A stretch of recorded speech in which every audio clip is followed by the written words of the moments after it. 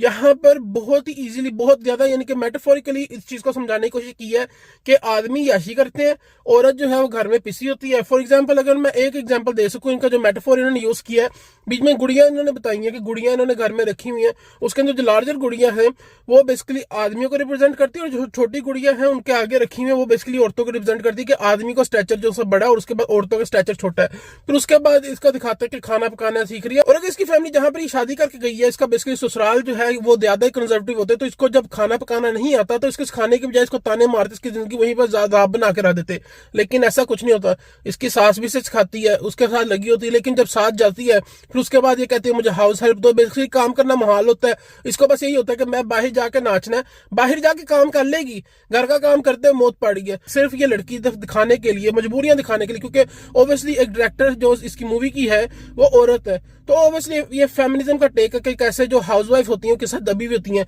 अब इस मूवी के अंदर एक सीन आता है जहां पर ये देखती है कि जो सा इसकी सहेली है जो कि इसके साथ इसके नाचने वाले ग्रुप में थी, उसका हावंद उसे रोटी पका के खिला रहा है जहां पर इसको खुद खाना पकाना पड़ा है। तो सिर्फ इसी चीज को देख के कैसे मेरा हावंद जो है वो घर से बाहर जाकर कमा रहा है और उसका हावंद जो है वो काम नहीं, बेसिकली वो एक तरह से जो आजकल चलता मॉडर्निज्म में के जो है जी, बंदा भी काम कर रहा है औरत भी काम कर रहे हैं, बेसिकली रूममेट होते हैं जो साथ रह रहे हैं, शादी का डिस्गाइज होता है कि हावंद और बीवी कमा रहा है, जिसके अंदर जो है ना तो फैमिली की रिस्पॉन्सिबिलिटी कोई होती है। तो बस उसको देख के ये जल जाती है, सीधा उसको ब्लॉक करती है। इसको कोई नहीं कहता कि उसे ब्लॉक करे, लेकिन जस्ट बिकॉज इसकी लाइफ उनकी लाइफ से थोड़ी सी मुख्तलिफ है, ये अपने आप को जो है बीच में जान के मजलूम बनने के चक्करों में जो कहती कि मैं मजलूम हूं। फिर इन्होंने मेटाफोरिकली दिखाया कि पाइप खराब हो रहा है, लीक करना शुरू किया थोड़ा थोड़ा थोड़ा थोड़ा, और एंड पे जो है वो काम खराब हो जाता है। तो ऑनेस्टली ये मूवी बिल्कुल घटिया है, जितनी इसकी तारीफें हो रही हैं इतनी होनी चाहिए, क्योंकि सीधी साफ बात है ये, अगर मैं नॉर्मली बात करूं तो जो हाउस वाइफ्स हैं उनके ऊपर इसने बहुत ही गंदा टेक लिया। कोई ऐसी फैमिली नहीं होती है, अगर ऑब्वियसली हर फैमिली के अंदर कहीं पर बंदा जाता है,